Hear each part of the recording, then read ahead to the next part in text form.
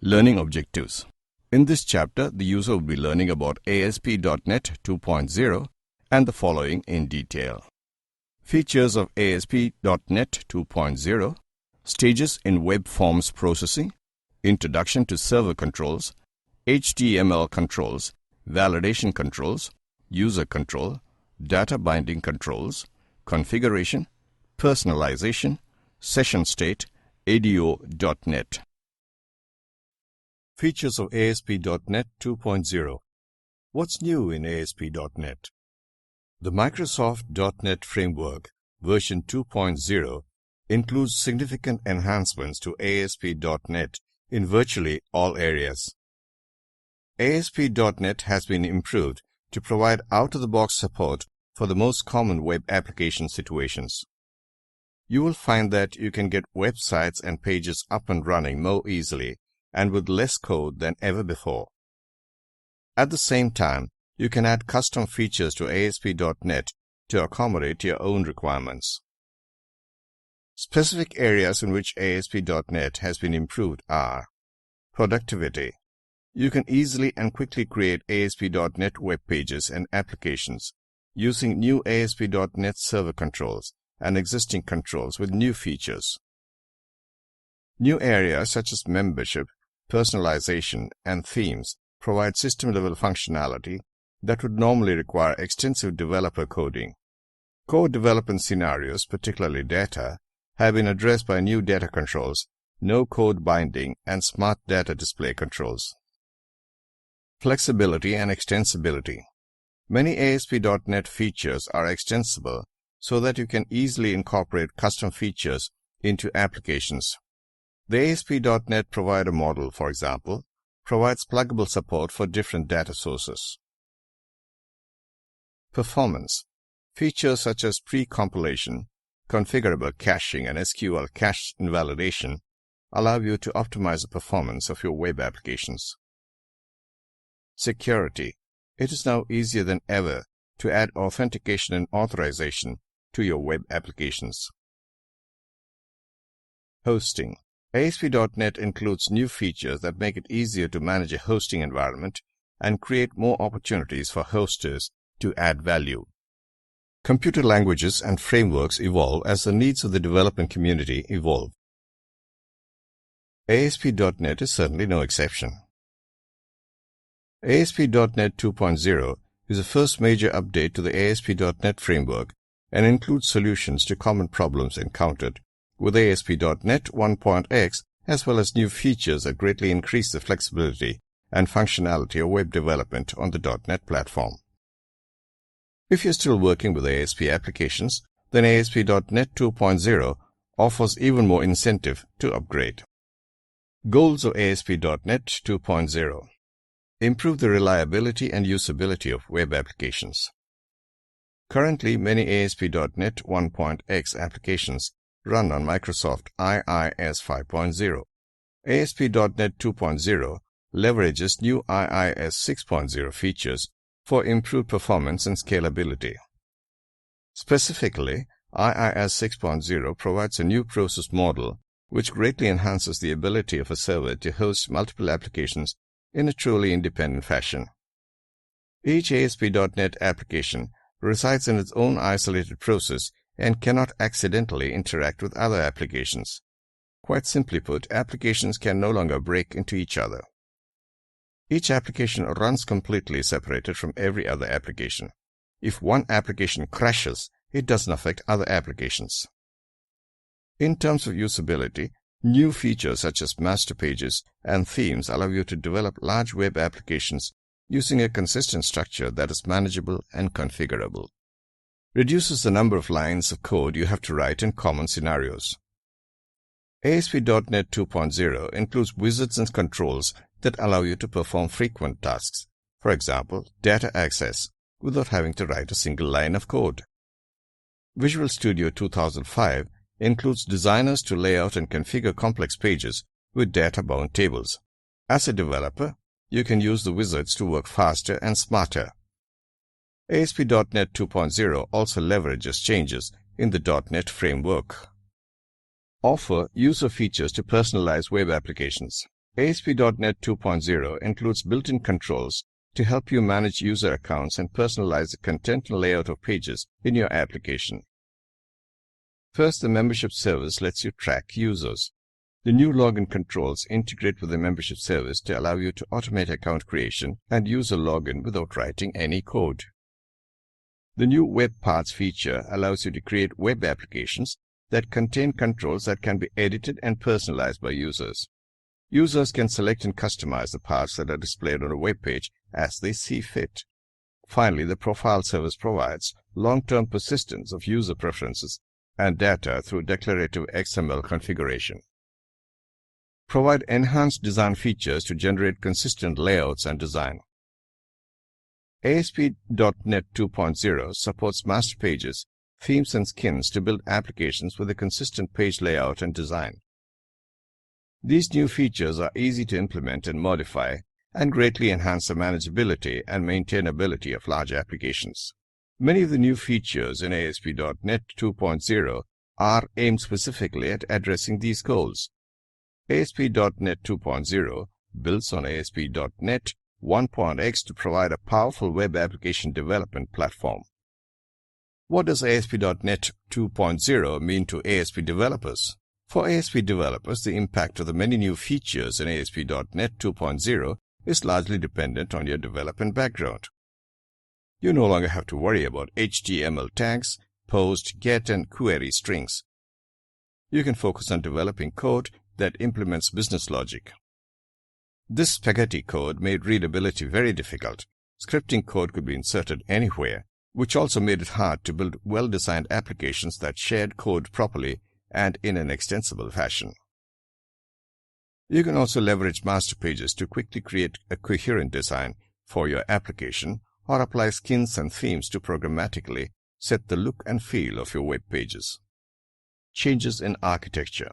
The fundamental architecture of ASP.NET has always been designed for flexibility and extensibility.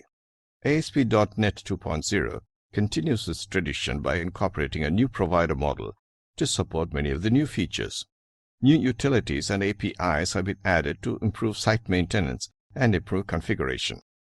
All of these changes are designed to make developing ASP.NET 2.0 applications a faster and a more streamlined process, while still providing the flexibility and extensibility that developers were used to with ASP.NET 1.x.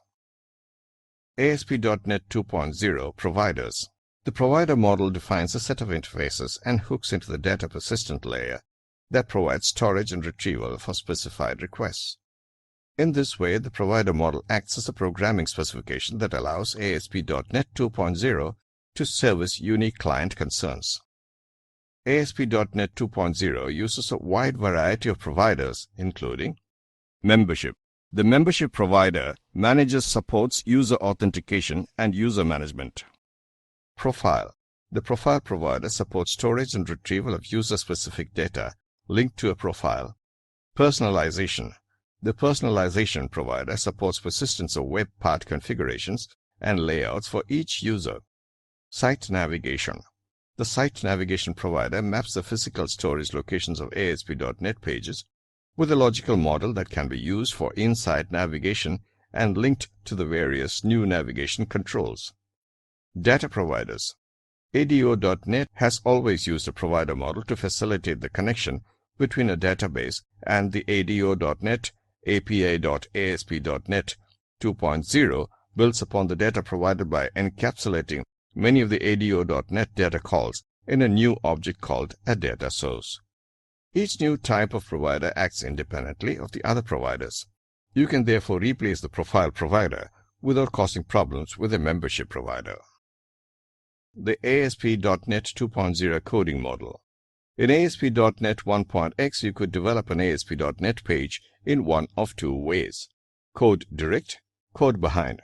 First, you could put your code directly in line with your ASP.NET tags. The code inline model is very similar to the coding model that was prevalent with classical ASP and other scripting languages. However, the code inline model has several problems, such as the intermixing of code and HTML. ASP.NET 1.0 introduced the code behind model as a replacement. The code behind model used an external class to house the code, while the ASPX page contained the HTML and ASP.NET tags. The code behind model thus successfully separated code from content. However, it created some interesting inheritance issues and forced the developer to keep track of two files for each web page. The primary difference between a code behind file in ASP.NET 1.x and ASP.NET 2.0 is that a code behind file is now a partial class rather than a full class that inherits from the ASPX page. A partial class is a new .NET construct that allows you to define a single class in multiple source files. In ASP.NET 2.0, a partial class is particularly useful for code behind files as it removes the inheritance relationship that is present with the older code behind model. Two partial classes are merged into a single class during compilation. The code behind file is therefore free of all the control declarations and inheritance issues associated with the old code behind model. The most striking difference can be seen in the actual code behind file, which no longer contains all of the auto-generated code that used to be necessary to maintain the inheritance relationship. A new code behind file. When you use the code behind model in Visual Studio 2005, any code you add to the page will automatically be added to a open tag script close tag block within the ASPX file instead of to a code behind class. However, Visual Studio 2005 still displays the code in the code view. In other words, you can keep using Visual Studio like you always have, except that the code will be placed directly in the ASPX page instead of a separate class. Configuration and site maintenance. One of the most difficult challenges as an ASP.NET developer was properly configuring the web.config file. In ASP.NET 2.0 and Visual Studio 2005, you now have several new features to help you with this task. IntelliSense in web.config. First, Visual Studio's IntelliSense feature has now been extended to any XML file that has a valid schema. In the case of the web.config file, this means that you get full IntelliSense support whenever you edit the web.config file from within Visual Studio. IntelliSense helps reduce the chance of misconfigured files. However, ASP.NET 2.0 also includes a new administrative website and a Microsoft Management Console to make things even easier. Administrative website. To simplify the process of managing users, it provides a built-in website configuration tool. The Website Administration Tool is a simple website that can only be accessed on the local host through Visual Studio 2005. Through this tool, an administrator can manage the application by configuring services such as user management, the personalization providers, security, and profiles. The tool also allows you to easily configure debugging and tracing information for your application. Although the tool is limited to local applications, you can easily access all of the same configuration features through the improved configuration and administration API. Microsoft Management Console Snap-in. ASP.NET 2.0 displays a special Microsoft Management Console MMC Snap-in for IIS that lets you decide which applications should use which versions of the .NET framework. The MMC IIS tab lets you choose which version of ASP.NET your application uses and displays a web.config location. In addition to managing the framework version, the console has an Edit Configuration button which lets you visually edit most of the web.config settings without having to directly manipulate the web.config XML file. As an administrator, you will find that this MMC Snap-in provides an incredibly useful and managing multiple ASP.NET applications on a single server. Enhanced Configuration APIs. System.configuration.configuration class. We can also retrieve and edit configuration information using the System.configuration.configuration class. APIs let you programmatically access XML configuration files. The following code displays the type of authentication enabled for an application on your local machine. Compilation options. ASP.NET 2.0 offers 4 different compilation models for a web application. Normal, ASP.NET 1.x, batch compilation, deployment pre-compilation, full runtime compilation. normal ASP.NET 1.x. In a normal ASP.NET web application, the code behind files were compiled into an assembly and stored in the /bin directory. The web pages ASPX were compiled on demand. This model worked well for most websites. However, the compilation process made the first request of any ASP.NET page slower than subsequent requests. ASP.NET 2.0 continues to support this model of compilation. Batch compilation. In ASP.NET 2.0, you can batch compile any application with a single URL request. As with ASP.NET 1.x, batch compiling removes the delay on the first page request but creates a longer cycle time on startup. In addition, batch compilation still requires that the code behind files are compiled pre-deployment. Deployment pre-compilation. A new feature of ASP.NET 2.0 allows for full compilation of your project prior to deployment. In the full compilation, all of the code behind files, ASPX pages, HTML, graphics, resources, and other backend code are compiled into one or more executable assemblies, depending on the size of the application and the compilation settings. The assemblies contain all of the compiled code for the website, and the resource files and the configuration files are copied without modification. This compilation method provides for the greatest performance and enhanced security. If you're working with highly visible or highly secure websites, this option is the best choice for final deployment. However, if you're building a small site running on your local intranet and the site changes frequently, full pre-compilation may be overkill. Full runtime compilation. At the other extreme of deployment pre-compilation, ASP.NET 2.0 provides a new mechanism to compile the entire application at runtime. That is, you can put your uncompiled code behind files and any other associated code in the new /code directory and let ASP.NET 2.0 create and maintain references to the assembly that will be generated from these files at runtime. This option provides the greatest flexibility in terms of changing website content at the cost of storing uncompiled code on the server. Changes in development. ASP.NET 2.0 and Visual Studio 2005 also change many of the day-to-day aspects of web application development. In this section, we will look at several of the areas where features available in ASP.NET 1.x have been heavily modified.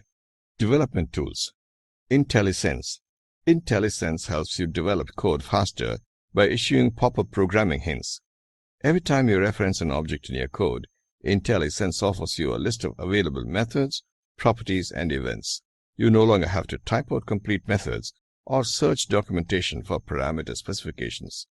Previous releases of Visual Studio.NET had excellent IntelliSense support, but the Visual Studio 2005 allows you to take advantage of IntelliSense and script blocks, inline CSS style attributes, configuration files, and any XML file that contains a DTD or XML schema references. Wizards to auto-generate code for many tasks. One of the major goals of ASP.NET 2.0 is to reduce development time and the number of lines of code you have to write.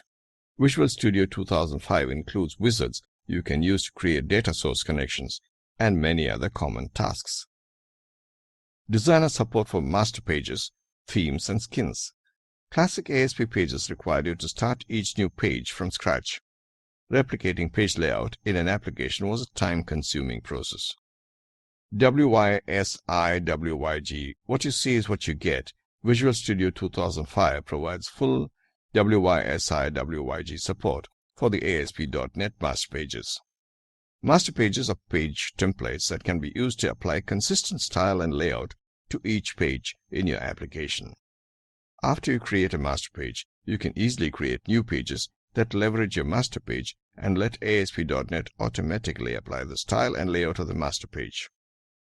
Visual Studio 2005 lets you see how any content you add to a page will look when you combine with the master page.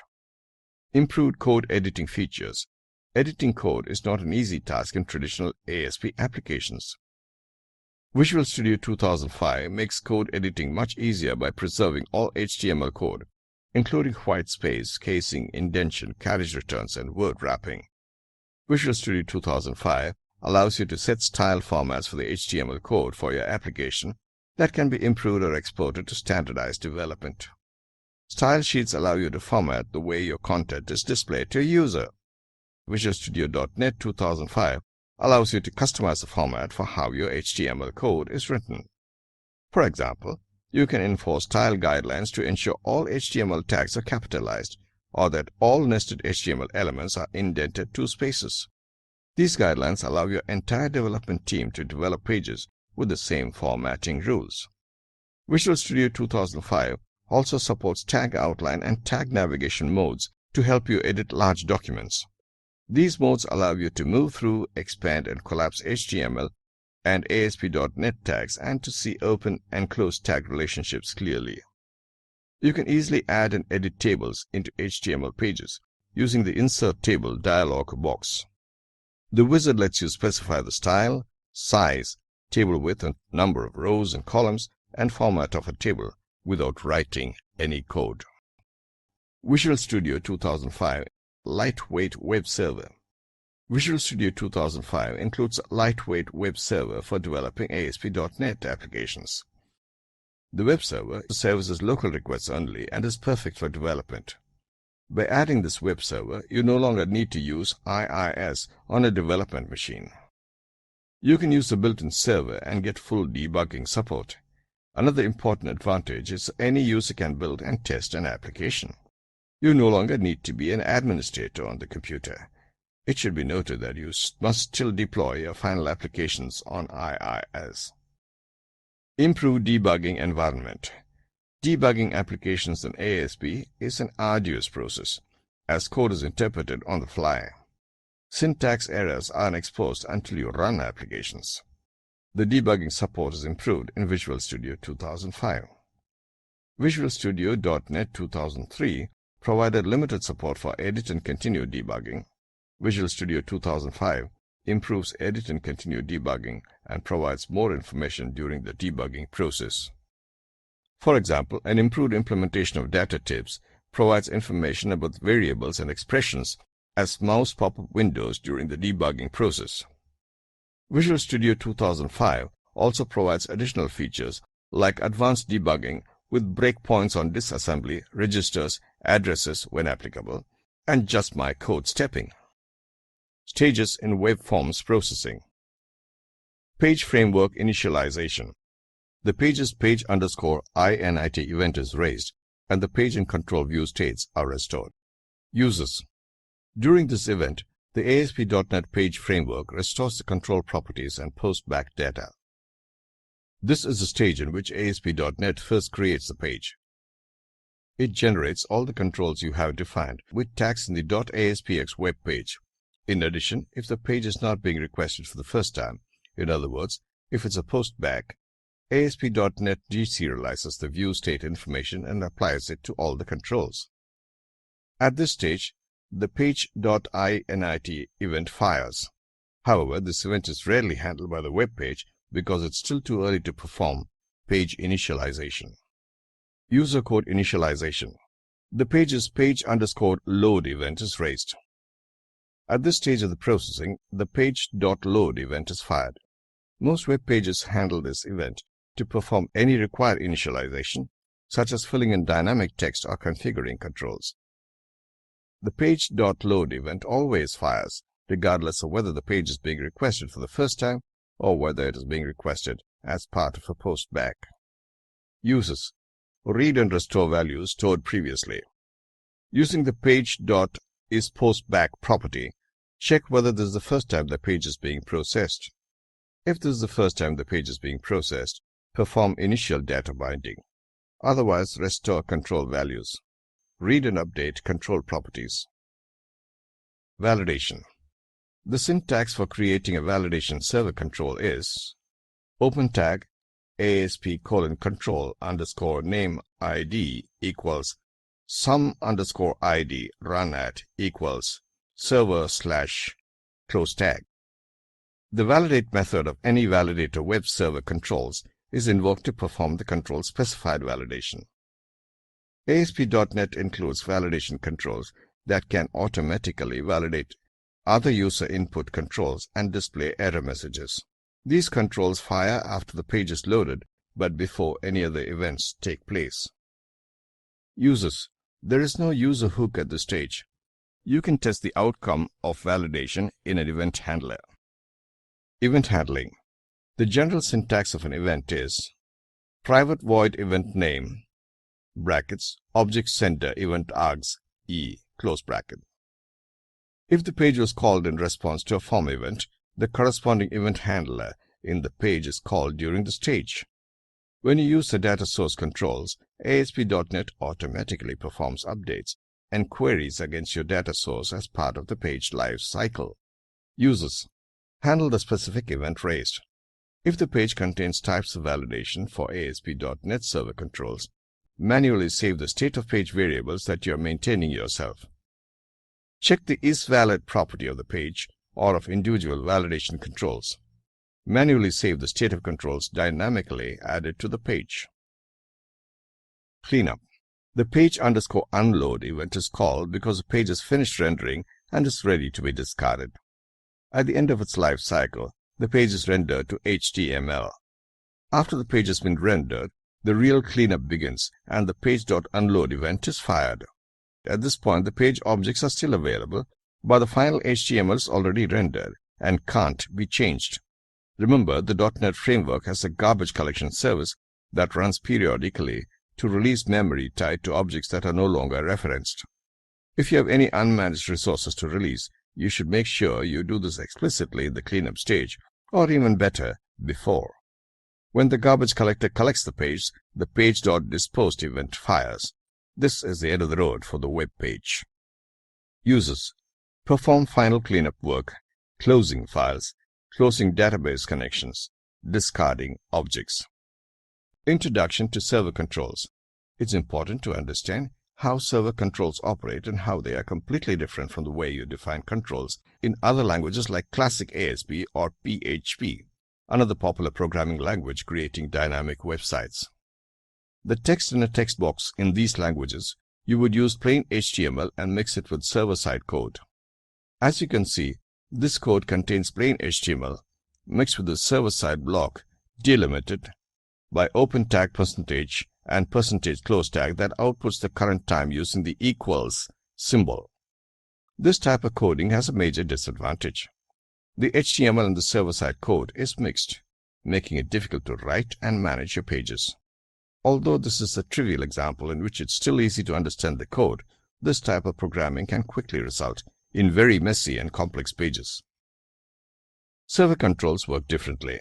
In ASP.NET, the controls live on the server inside an ASPX page. When the page is requested in the browser, the server-side controls are processed by the ASP.NET runtime, the engine that is responsible for receiving and processing requests for ASPX pages. The controls then emit client-side HTML code that is appended to the final page output. It's this HTML code that eventually ends up in the browser, where it's used to build up the page.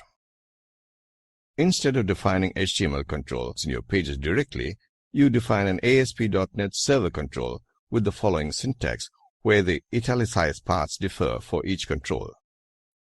The ID attribute is used to uniquely identify a control on the page, so you can program against it. It's important that each control on the page has a unique ID. Otherwise, the ASP.NET runtime won't understand what control you're referring to. If you accidentally type a duplicate control ID, VWD will signal the problem in the error list. The mandatory run_at attribute is used to indicate that this is a control that lives on the server. Without this attribute, the controls won't be processed and will end up directly in the HTML source. If you ever feel you are missing a control in the final output in the HTML of the browser, ensure that the control has this required attribute. Note that for non-server elements like plain HTML elements, the run_at attribute is optional. With this attribute on non-server controls, they can be reached by your programming code. Note that the control has two attributes, ID and run_at. You can easily add the run_at attribute to an existing element by typing run_at and pressing the Tab key. For the controls that ship with ASP.NET 4, you always use the ASP:* prefix followed by the name of the control, for example, to create a text box that can hold the same welcome message and current time. The preceding example of the text box is using a self-closing tag where the closing slash is embedded in the opening tag. VB.NET message.text equals hello world, the time is, and date time dot now dot time of day dot toString open close brackets. C# message.text equals hello world, time is plus date time dot now dot time of day dot toString open close brackets. This is quite common for controls that don't need to contain child content such as text or other controls. However, the long version using a separate closing tag is acceptable as well. You can control the default behavior of closing tags per tag using Tools, Options, Text, Editor, HTML, Formatting, Tag-specific options. You can program against this text box from code that is either placed in line with the page or in a separate code behind file. The definition of the control in the markup section of the page is now separated from the actual code that defines the text displayed in the text box, making it easier to define and program the text box, or any other control, because it enables you to focus on one task at a time, either declaring the control and its visual appearance in the markup section of the page, or programming its behavior from a code block. You add a text box, a label, and a button control to a page. When you request a page in the browser, these server controls are transformed into HTML, which is then sent to the client. By looking at the final HTML for the page in the browser, you will see how the HTML is completely different from the initial ASP.NET markup. In the Demos folder in the Solution Explorer, create a new web form called controls.demo.aspx. Choose your programming language and make sure the web form uses code behind. Switch to Design View. From the toolbox, drag a text box, a button, and a label control onto the design surface within the dashed lines of the Open Tag Div Close Tag that was added for you when you created the page. Type the text your name in front of the text box and add a line break between the button and the label by positioning your cursor between two controls in Design View and then pressing Enter. If you're having trouble positioning the cursor between the controls, place it after the label control and then press the left arrow key twice. The first time you press it, the label will be selected. The second time the cursor is placed between the two controls, enabling you to press Enter. Right-click the button and choose Properties to open up the Properties grid for the control. Pressing F4 after selecting the button does the same thing. The window that appears enables you to change the properties of the control, which in turn influences the way the control behaves at runtime. Set the control's text property to Submit Information and set its ID to Submit Button. Change the ID of the text box to your name using the Properties grid. Clear the text property of the label using the Properties grid. You can right-click the Properties label in the grid and choose Reset, or you can manually remove the text. You can leave its ID set to Label 1. Still in Design View, double-click the button to have VWD add some code to the code behind of the page that will be fired when the button is clicked in the browser. Add the bolded line of code to the code block that VWD inserted for you. Save the changes to the page and then open it in the browser by pressing Ctrl plus F5. When it appears in the browser, don't click the button yet, but open up the source of the page by right-clicking the page in the browser and choosing View Source or View Page Source. You should see the following HTML code. Switch back to your browser, fill in your name in the text box, and click the button. When the page is done reloading, open up the source for the page in the browser again, using the browser's right-click menu. When you click the button, the control causes a postback, which sends the information for the controls in the page to the server, where the page is loaded again. Additionally, the code that you wrote to handle the button's click event is executed. This code takes the name you entered in the text box and then assigns it to the label control. The label control contains the text you entered in the text box, so when it is asked for the HTML, it now returns this. Although you define the label control with the open tag ASP : label close tag syntax, it ends up as a simple open tag span close tag element in the browser. Because the text property of the label control is empty, you don't see any text between the two open tag span close tag tags. The same applies to other controls. An open tag ASP : text box close tag ends up as open tag input type equals text close tag, whereas the open tag ASP : button close tag ends up as open tag input type equals submit close tag. Defining controls in your pages. Simply drag controls from the toolbox onto the design surface of the page. This makes it very easy to add a bunch of controls to a page to get you started. However, because of the way the design surface works, it's sometimes difficult to add them exactly where you want them. If you look at the properties grid for some of the controls on a page, you will notice that many of them have similar properties. Properties for all controls. Access key enables you to set a key with which a control can be accessed at the client by processing the associated letter. Back color for color enables you to change the color of the background, back color, and the text, forecolor of the control. Border color, border style, border width changes the border of the control in the browser. The similarities with the CSS border properties you saw in the previous chapter are no coincidence. Each of these three ASP.NET properties maps directly to its CSS counterpart. CSS class lets you define the HTML class attribute for the control in the browser. This class name then points to a CSS class you define on the page or an external CSS file. Enabled determines whether the user can interact with the control in the browser. For example, with a disabled text box, enabled equals false, you cannot change its text. Font enables you to define different font-related settings such as font size, font names, and font bold. Height width determines the height and width of the control in the browser. Tab index sets the client-side HTML tab index attribute that determines the order in which users can move through the controls on the page by pressing the tab key. Tooltip enables you to set a tooltip for the control in the browser. This tooltip, rendered as a title attribute in the HTML, is shown when the user hovers a mouse over the relevant HTML element. Visible determines whether or not the control is sent to the browser. You should really see this as a server-side visibility setting because an invisible control is never sent to the browser at all. This means it's quite different from the CSS display and visibility properties. Types of controls. ASP.NET comes with a large number of server controls, supporting most of your web development needs. To make it easy for you to find the right controls, they have been placed in separate control categories in the Visual Web Developer toolbox. For example, a text box has a text property, among many others, and a list box has a selected item property. Some properties can only be set programmatically and not with the properties grid.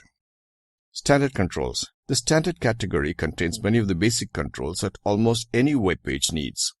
You've already seen some of them, like text box, button, and label controls earlier in this chapter. Many of the controls probably speak for themselves, so instead of giving you a detailed description of them all, the following sections briefly highlight a few important ones. Simple controls. The toolbox contains a number of simple and straightforward controls, including text box, button, label, hyperlink, radio button, and checkbox. Their icons in the toolbox give you a good clue as to how they end up in the browser. List controls.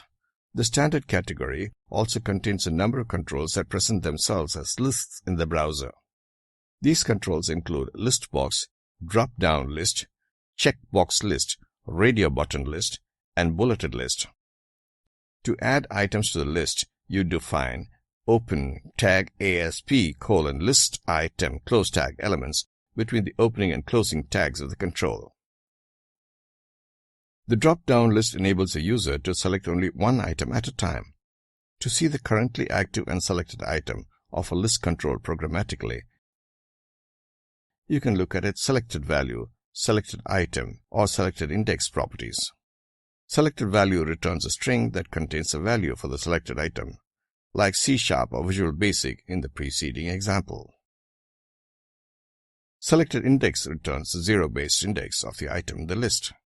With the preceding example, if the user had chosen C#, selected index would be 0. Similarly, when the user has chosen CSS, the index would be 2, the third item in the list. The bulleted list control doesn't allow a user to make selections and as such doesn't support these properties. For controls that allow multiple selections, like checkbox list and list box, you can loop through the items collection and see what items are selected. In this case, selected item returns only the first selected item in the list, not all of them. Container controls. This grouping can be done by putting the controls in one of the container controls, like the panel, the placeholder, the multi-view, or the wizard. For example, you can use a placeholder or the pane control to hide or show a number of controls at once. Instead of hiding each control separately, you simply hide the entire container that contains all the individual controls and markup. Link button and image button. The link button and the image button controls operate similarly to an ordinary button control. Both of them cause a post back to the server when they are clicked. The link button presents itself as a simple open tag, a close tag element, but posts back using JavaScript instead of requesting a new page. The image button does the same but displays an image that the user can click to trigger the post back. Image and image map. These controls are pretty similar in that they display an image in the browser. The image map enables you to define hotspots on the image that when clicked either cause a post back to the server or navigate to a different page. Calendar. The calendar control presents a rich interface that enables the user to select a date. File upload. The file upload control enables the user to upload files that can be stored on the server. Literal, localize, and substitute. The literal is that it renders no additional tag itself. It displays only what you assign to its text property and is thus very useful to display HTML or JavaScript that you build up in the code behind or that you retrieve from a database. The localize control is used in multilingual websites and is able to retrieve its contents from translated resource files. The substitute control is used in advanced caching scenarios and enables you to update only parts of a page that is otherwise cached completely. AD rotator. The AD rotator control enables you to display random advertisements on your website. The ads come from an XML file that you create on your server. Because it lacks advanced features like click tracking and logging that are required in most but the simplest scenarios, this control isn't used much in today's websites. Hidden field. The hidden field control enables you to store data in the page that is submitted with each request. This is useful if you want the page to remember specific data without the user seeing it on the page. XML. The XML control enables you to transform data from an XML format to another format, like XHTML, for display on a page. Table. The open tag ASP:/table close tag control is in many respects identical to its HTML open tag table close tag counterpart. However, because the control lives at the server, you can program against it, dynamically creating new columns and rows and adding dynamic data to it. HTML controls. The HTML category of the toolbox contains a number of HTML controls that look similar to the ones found in the standard category. For example, you find the input button that looks like the open tag ASP:/button close tag.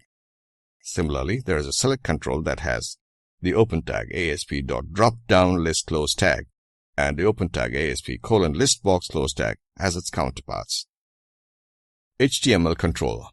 The HTML server controls are basically the original HTML controls but enhanced to enable server-side processing.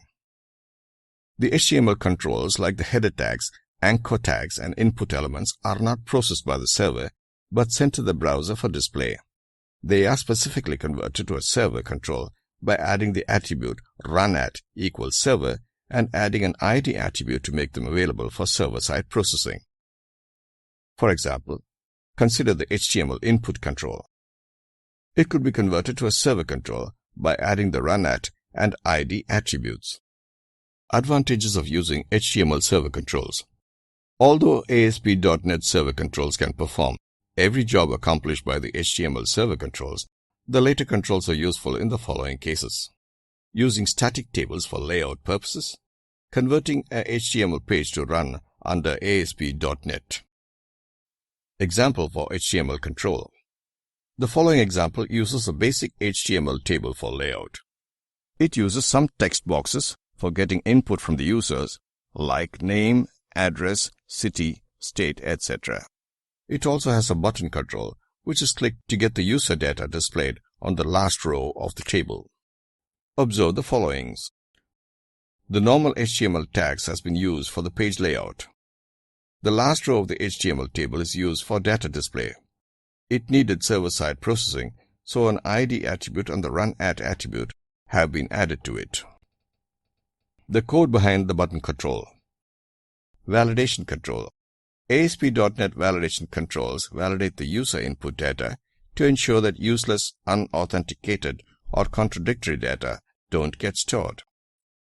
ASP.NET provides the following validation controls: base validator, required field validator, range validator, compare validator, regular expression validator, custom validator, validation summary. The base validator class. The validation control classes inherit from the base validator class and inherit its properties and methods. Therefore, it would help to look at the properties and the methods of this base class, which are common for all the validation controls. The table shows the common validation controls. Members. Description. Control to validate indicates the input control to validate. Display indicates how the error message is shown. Enable client script indicates whether the client-side validation will take. Enabled enables or disables a validator. Error message indicates error string. Text, error text to be shown if validation fails. Is valid indicates whether the value of the control is valid. Set focus on error. It indicates whether in case of an invalid control, the focus should switch to the related input control. Validation group. The logical group of multiple validators where this control belongs. Validate open close brackets. This method revalidates the control and updates the isValid property.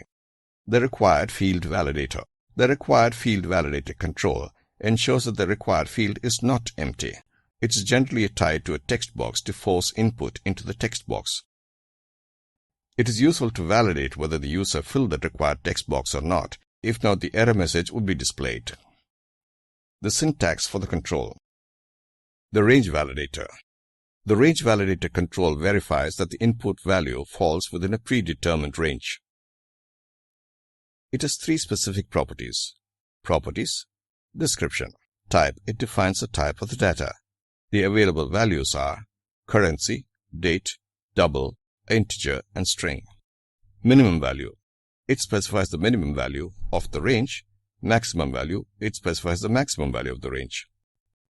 The basic example for the control. The compare validator. The compare validator control compares a value in one control with a fixed value or a value in another control. It has the following specific properties. Properties. Description. Type. It specifies the data type. Control to compare. It specifies the value of the input control to compare with. Value to compare. It specifies the constant values to compare with. Operator. It specifies the comparison operator. The available values are equal, not equal, greater than equal, less than equal, and data type check. The basic syntax for the control. The regular expression validator. The regular expression validator allows validating the input text by matching against a pattern against a regular expression. The regular expression is set in the validation expression property. The regular validation used for input text matching. Meta characters description. Dot matches any character except /n. ABCD within square brackets matches any character in the set. Open square bracket exclude ABCD close bracket excludes any character in the set. Open square bracket 2 to 7 A to M A to M close square bracket matches any character specified in the range. /W small case matches any alphanumeric character and underscore. /W capital matches any non-word character. /small s matches white space characters like space, tab, new line, etc. /s capital matches any non-white space character. /small d matches any decimal character. /d capital matches any non-decimal character. It matches the input text field with on the text input field. Quantifier description. Asterisk 0 or more matches, plus 1 or more matches, question 0 or 1 matches, n within braces n matches, n comma within braces n or more matches, n comma m within braces between n and m matches. The syntax for the control. The custom validator. The custom validator control allows writing application-specific custom validation routines for both the client-side and the server-side validation. The client-side validation is accomplished through the client validation function property. The client-side validation routine should be written in a scripting language like JavaScript or VB script, which the browser can understand. The basic syntax for the control. User controls. In simple modification, we can use a server. The reusable model is called as user control. User customizes the program using small changes. Exposing user control properties. When a web forms page is treated as a control, the public fields and methods of that web form are promoted to public properties and methods of the control as well. The following example shows an extension of the previous user control example that adds 2 public string fields. The public properties and methods are treated as public fields when it promoted to public control. Notice that these fields can be set either declaratively or programmatically in the containing page. User control. User controls behaves like miniature ASP.NET pages or web forms which could be used by many other pages. These are derived from the system.web.ui.userControl class. These controls have the following characteristics. They have an .ascx extension. They may not contain any HTML, body or form tags. They have a control directive instead of a page directive. To understand the concept, let us create a simple user control, which will work as a footer for the web pages. To create and use the user control, take the following steps. Create a new web application. Right-click on the project folder on the Solution Explorer and choose Add New Item. The output is Data Binding Control. Every ASP.NET Web Form control inherits a data bind method from its parent control class, which gives it an inherent capability to bind data to at least one of its properties. This is known as simple data binding or inline data binding. Simple data binding involves attaching any collection, item collection, which implements the IEnumerable interface or the data set and data table classes to the data source property of the control. On the other hand, some controls can bind records, lists, or columns of data into their structure through a data source control. These controls derive from the base data bound control class. This is called declarative data binding. The data source controls help the data bound controls implement functionalities like sorting, paging, and editing data collections. The base data bound control is an abstract class, which is inherited by 2 or more abstract classes.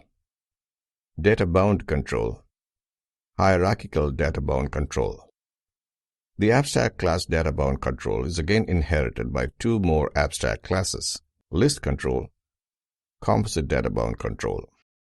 The controls capable of simple data binding are derived from the list control abstract class, and these controls are bulleted list, checkbox list, drop-down list, list box, radio button list. The controls capable of declarative data binding are derived from the abstract class composite data-bound control. These controls are details view, form view, grid view, record list. Simple data binding. Simple data binding involves the read-only selection lists. These controls can bind to an array list or fields from a database. Selection lists take two values from the database or the data source. One value is displayed by the list, and the other is considered as a value corresponding to the display. Choosing a data source for the bulleted list control involves selecting the data source control, selecting a field to display, which is called the data field, selecting a field for the value. Declarative data binding. We have already used declarative data binding using grid view control. The other composite data-bound controls capable of displaying and manipulating data in a tabular manner are the details view, form view, and record list control. However, the data binding involves the following objects: a data set that stores the data retrieved from the database, the data provider which retrieves data from the database using a command over a connection, the data adapter that uses the select statement stored in the command object. It is also capable of updating the data in a database by issuing insert, delete, and update statements. Configuration. The behavior of an ASP.NET application is affected by different settings in the configuration files. Machine.config, web.config. The machine.config file contains default and the machine-specific value for all supported settings. The machine settings are controlled by the system administrator, and applications are generally not given access to this file. An application, however, can override the default values by creating web.config files in its roots folder. The web.config file is a subset of the machine.config file. If the application contains child directories, it can define a web.config file for each folder. Scope of each configuration file is determined in a hierarchical top-down manner. Any web.config file can locally extend, restrict, or override any settings defined on the upper level. Visual Studio generates a default web.config file for each project. An application can execute without a web.config file. However, you cannot debug an application without a web.config file. In this application, there are two web.config files for two projects, that is the web service and the website calling the web service. The following code snippet shows the basic syntax of a configuration file. The web.config file has a configuration element as a root node.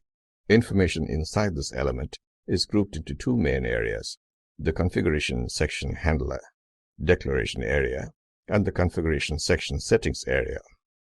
Configuration section handler. The configuration section handlers are contained within the open tag config sections close tags. Each configuration handler specifies names of a configuration section contained within the file, which provides some configuration data. The basic syntax for the configuration. Clear. It removes all references to inherited sections and section groups. Remove. It removes a reference to an inherited section and section group. Section. It defines an association between a configuration section handler and a configuration element. Section group. It defines an association between a configuration section handler and a configuration section. Application settings. The application settings allow storing application-wide name-value pairs for read-only access. The connection strings. The connection string shows which database connection strings are available to the website. System.web element. The system.web element specifies the root element for the ASP.NET configuration section and contains configuration elements that configure ASP.NET web applications and control how the applications behave. It holds most of the configuration elements needed to be adjusted in common applications. Anonymous identification, authentication. This is required to identify users who are not authenticated when authorization is required. Authorization. It configures the authentication support. URL mappings. Defines some mappings for hiding the actual URL and providing a more user-friendly URL. Personalization. ASP.NET personalization service is based on user profile. User profile defines the kind of information about the user that the site will need. For example, name, age, address, date of birth, phone number, etc. Websites are designed for repeated visits from the users. Personalization allows a site to remember its user and his or her information details and presents an individualistic environment to each user. ASP.NET provides services for personalizing a website to suit a particular client's taste and preference. This information is defined in the web.config file of the application, and ASP.NET Runtime reads and uses it. This job is done by the personalization providers. The user profiles obtained from user data are stored in a default database created by ASP.NET. You can create your own database for storing profiles. The profile data definition is stored in the configuration file web.config. Example. Let us create a sample site where we want our application to remember user details like name, address, date of birth, etc. Add the profile details in the web.config file within the open tag system.web close tag element.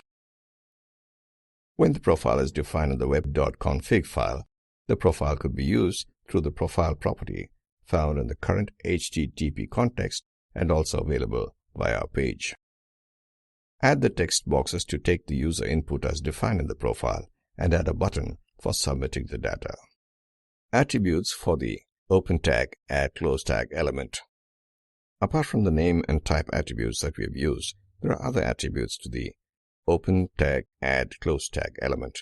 The following table illustrates some of these attributes. Attributes. Description. Name, the name of the property. Type. By default, the type is string, but it allows any fully qualified class name as data type. Serialize as, the format to use when serializing this value. Read only.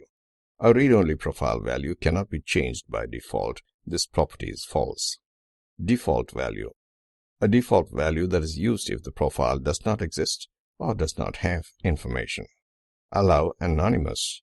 A Boolean value indicating whether this property can be used with the anonymous profiles. Provider.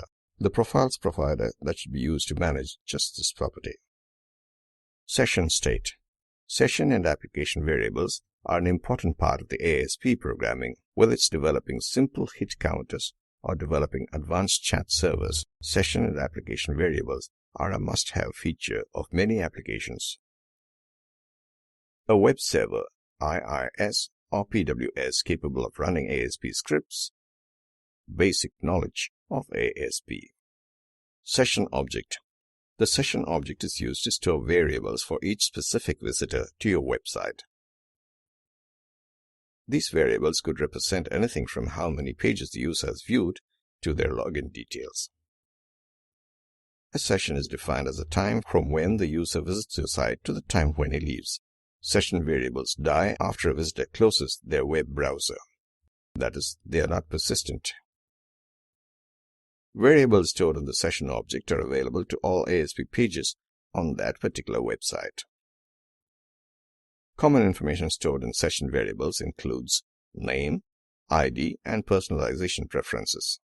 The server creates a new session object for each new user and destroys the session object when the session expires. A session object is specific for every user and varies from user to user. IIS will maintain these variables when the client moves across pages within the site. Syntax. Properties. Session ID. A long number that returns a session identifier for this client. Timeout. An integer that specifies a timeout period in minutes. If the client doesn't refresh or request any page from your site within this timeout period, then the server ends the current session. If you do not specify any timeout period, then the default timeout period of 20 minutes is used. Methods. Abandon. Destroys the current session object and releases its resources, meaning that if the client requests any page from your site after the session.abandon method has been called, then a new session will be started. Session_onEnd. This event occurs when the session is abandoned or times out for a specific user. Session_onStart occurs when a new session is started. All ASP objects are available for you to use. You can define your session-wide variables here. Example. You can store any value you like in the session object. Information stored in the session object is available for the entire session and as session scope. The following script demonstrates how two types of variables are stored. Application object. The application object is used to store variables and to access variables from any page. All users share one application object. Syntax. Application.method. Methods. Lock prevents other users from changing the application object's properties. Unlock allows other users to change the application object's properties. Events.